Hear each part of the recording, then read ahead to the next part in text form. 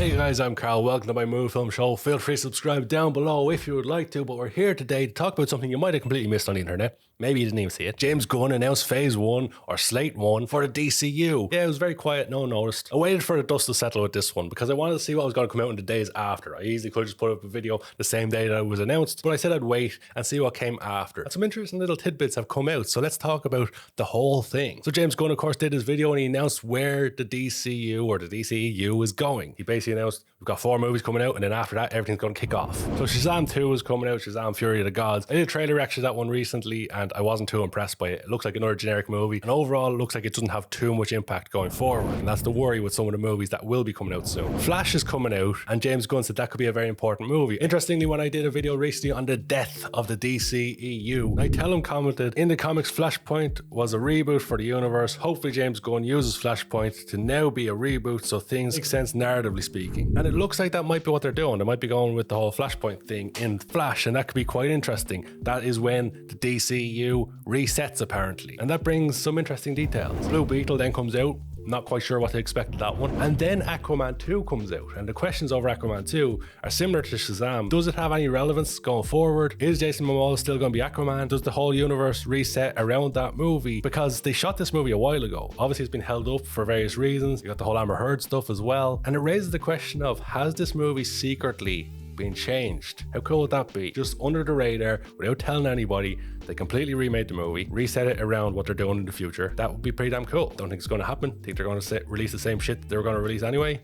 But who knows? He also announced the projects outside of the DCU, like the Batman 2, the Batman Part 2, and Joker 2. They're going to be known as DC Elseworlds. There's also another Superman movie in the works, which I believe J.J. Abrams is producing. That's also going to be DC Elseworlds. But then we got into Chapter 1, Gods and Monsters, which is quite cool because already it's got that comic booky feel to it. So they announced 10 projects overall, 5 movies, 5 TV shows. The 5 movies: Superman Legacy, The Brave and the Bold, that's a Batman movie, The Authority, Swamp Thing, and Supergirl. The TV shows being Waller, Lanterns, Creature Commandos, Paradise Lost, and Booster Gold. Now obviously some of those grab the attention a little more than others, so let's have a quick look at some of those. Superman Legacy is the Superman movie, obviously, that kind of in the title. James Gunn has announced that he's writing it. Ever since the announcement of it, rumours have spread that James Gunn is going to direct it too, even to the point where James Gunn changed his Twitter banner to feature nothing but Superman. Although he does keep his ear to the ground, he knows all the rumours going around, so he might just be playing up with that one. James Gunn previously mentioned that it was going to be a younger Superman. That's why they got rid of Henry Cavill, because they want to have a younger Superman. So it'll be interesting to see who they cast as Superman, how young they go with, and whether they're just going to cast Timothy Chalamet, because he tends to do everything now. The image used in the video by James Gunn to announce Superman Legacy was the cover image of All-Star Superman by Grant Morrison. And Grant Morrison has become a key figure in these movies because some of them are based on a lot of his work. We've been told it's not an origin story, but it's said that the film will focus on a younger Clark Kent balancing his Kryptonian heritage with his human upbringing. So Smallville, basically. Then we've got the one that I was very excited for, perhaps the most excited for, The Brave and the Bold. Grant Morrison graphic novel comic again. It's going to feature a new iteration of Batman, separate from Robert Pattinson, separate from Ben Affleck. Now James Gunn has previously said Ben Affleck could be in contention to direct some of these movies, maybe the Batman movie, why not? Then there's The Authority, and I don't really know what to expect from this one too much. Again, it's based on a comic. Again, that comic is selling out worldwide,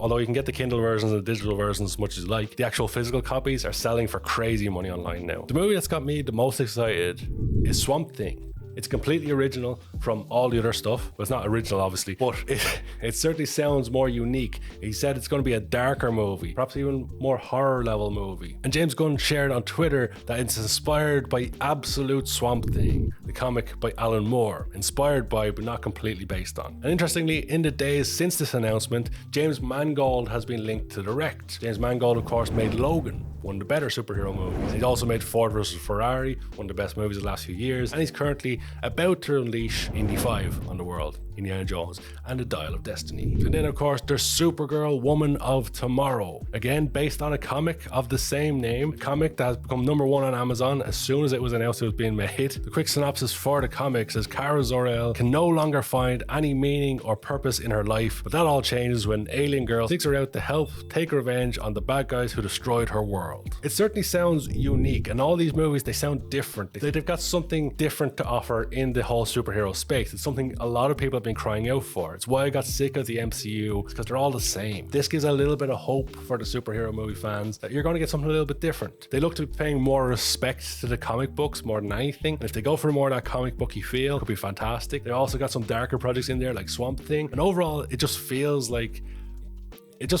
more comic booky already. Now that might completely go to hell, who knows, but it's a promising start with this announcement. Then you've got the TV shows Waller, where they announced Viola Davis is coming back. Jazz questions to the whole casting issue, who's coming back, who isn't coming back, because Henry Cavill's not coming back, the whole DCU, but Viola Davis is. Questions there. Dwayne The Rock Johnson isn't coming back. Potentially Gal Gadot could be coming back, who knows. Then there's Lanterns, and Lanterns sounds quite interesting as well, because even though the last Green Lantern movie we got was terrible, this is said to be a true detective style show. That sounds fantastic. Creature Commandos apparently is going to be the first show that we get from the DCU, and it's going to be an animated show. Looks pretty damn cool. Every episode of that is said to be written by James Gunn. Then there's Paradise Lost, which he described as a Game of Thrones style show set on Wonder Woman's island home. And again, that sounds amazing if they pull that off. If it's anything like that, it'd be fantastic. If it's not on the same level of Game of Thrones, they're just building themselves up for failure. But the one that got me most excited, just because it sounds crazy, is Booster Gold. The story follows a loser from the future who uses technology from the future to go back to the past and make himself a superhero in the past. That sounds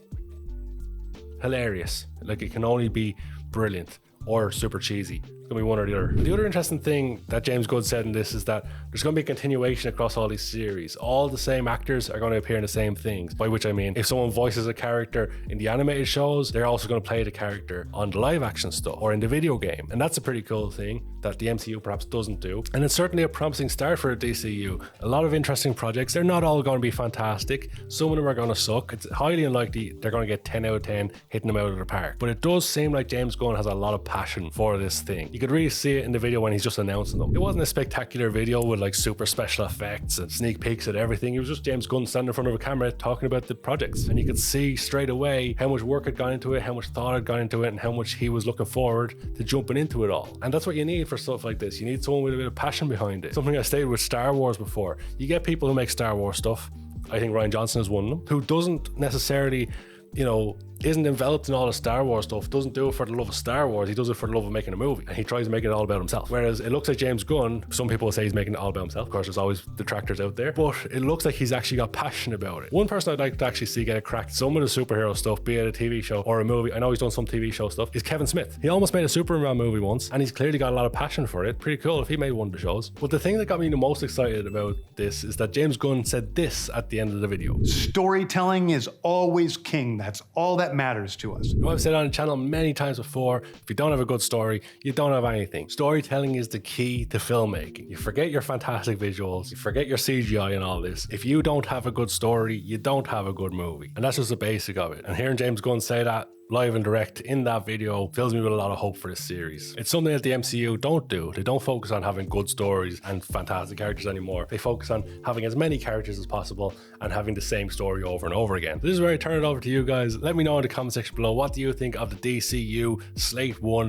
What are you most excited for? And are you going to go see Shazam 2? Because why would you bother? If you haven't seen it already, my trailer reaction for Shazam 2, it's right over here. And if you want to check out a different video, there's one over here. And see you later.